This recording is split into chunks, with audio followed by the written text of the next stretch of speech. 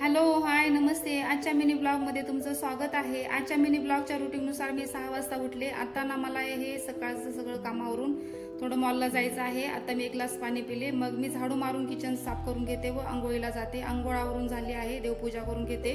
मित्रांनो, मी मॉलला जात आहे. मला खूप छान वाटते, ते मी तुम्हाला नंतर सांगणार आहे.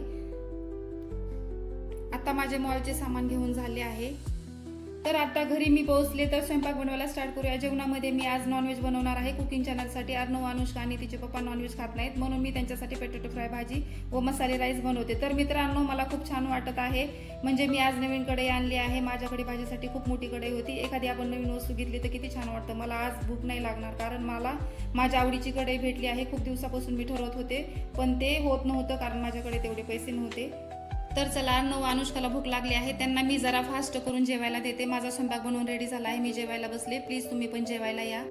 नॉनव्हेज बरोबर बाजरीची शिळी भाकरी मला आवडते आणि आता मी ती खात आहे. आणि खाताना मला त्रास पण होतोय, कारण माझा समोरचा एक दात खराब आहे. माझं जेवण आवरून झालंय. मी सलूनला जात आहे. सलूनच्या बिल्डिंगमध्ये काहीतरी लाईटचा प्रॉब्लेम झाला, म्हणून आज दिवसभर पाणी नाही येणार. मी आता सलूनमध्ये आले आहे. सलूनमध्ये आल्यानंतर हेअर कलरचे क्लायंट झाले.